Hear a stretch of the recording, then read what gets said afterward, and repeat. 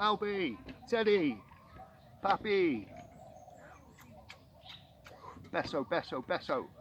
I'm still waiting for that big hug. When will I get my hug? Anyway, it's time for another story. Are you ready? Are you sitting comfortably? Then I shall begin. Love you very much.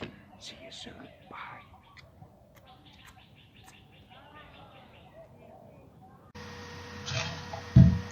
Are you sitting comfortably? Then I shall begin. Bedtime stories for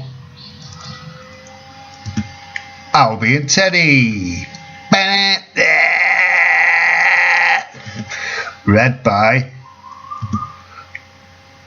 Pappy. Yay! From the book Read Me a Story, Please. Okay, today's story is called Wonderful Woody by Patricia Cleveland Beck. Here we go. There was once a young fox called Woody. He kept his room tidy and helped his mum in the house. He played with his little brothers and sisters and never got cross with them. He gave his dad a hand around the place without being asked. He ran errands for elderly foxes. In fact, he was living proof that not all foxes are bad. But even so, foxes do have a bad reputation. Wanted for killing chickens, reward. It made Woody very sad. He decided he would change things. He would make everyone love foxes. He started with the chickens. As soon as it got dark, he crept up to the chicken hut and very softly he began to sing a lullaby. Rock-a-bye, chick, chick, shut your bright eye, and Woody will sing you a lullaby. The chickens woke up in a panic. Up went their hackles, out burst their cackles. Go away, nasty fox, we don't like you. They clucked and muttered, fussed and fluttered, until with a heavy heart poor Woody stole away. How could he make anyone like foxes if they didn't listen? Over the hill he saw some lambs having a last skip before bedtime. Lambkins, let me tuck you up in bed, he called. The lambs skipped and scrambled, jumped and gambled, and with barring and bleating they called the old ram. He was not amused. Clear off, he bellowed, before I thump you one.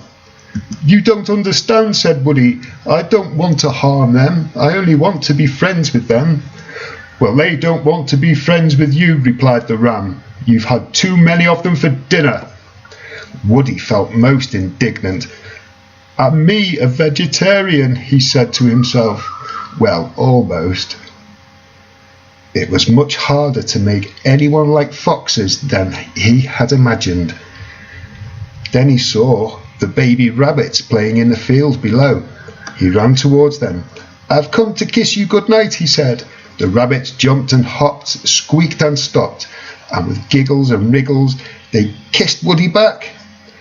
However, the mother rabbits were scared. A fox, they squealed, licking his lips and getting ready to eat our babies. Tears fell from their big eyes. Leave them alone, you cowardly brute. Woody backed away. I don't want to hurt them, only to kiss them good night, he said. You don't understand. No one understands. Very sadly, he set off back to the village. On the way, he came across a band of young foxes.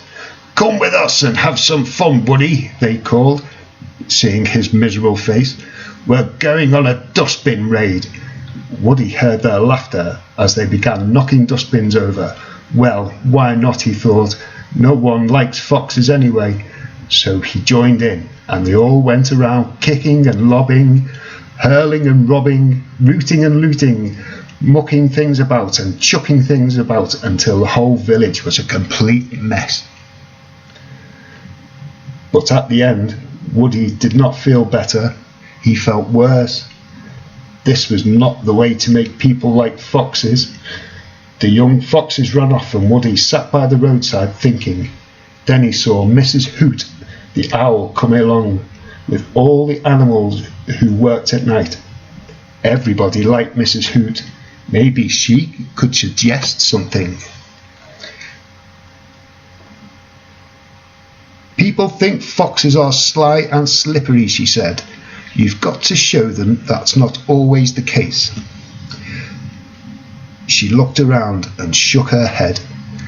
You could make a start by helping us to clean up the village. So Woody washed and scrubbed, polished and rubbed, and the more he cleared up, the more he cheered up. He liked working with his new friends. The next day, Woody had an idea. He would have a party and ask them all, so he put up notices. All invited to Woody's party. Genuine offer. Do not be afraid. Free tea, dancing, entertainment, and presents for all. Soon the animals began to arrive. Woody made them welcome. First he taught them to dance the foxtrot. Then he played fox hunting, again something like hide and seek. Then they had tea. Then Woody got up and told a few jokes. How do you stop a fox from smelling? Hold his nose. Meh. Why did the fox take his pencil to bed? To draw the curtains. Meh. Why does the poor fox chase his tail? To make both ends meet. Whoa. Finally, as a going home present, everyone was given a smart pair of foxgloves. Mrs. Hoot and her family, the hens and the ducks, the rabbits and the sheep, and all the animals agreed it was one of the best parties they had ever been to.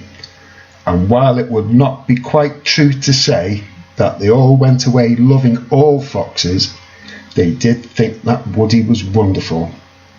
And that was a start, wasn't it? The end. Good night, boys.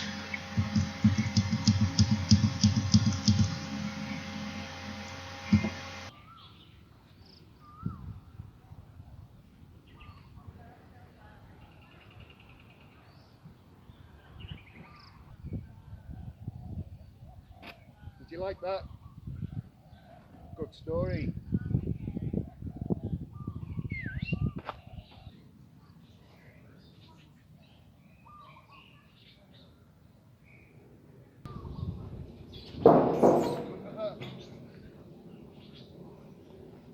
And don't forget to be good boys for mummy. Love you very much. See you soon. Bye. Love you.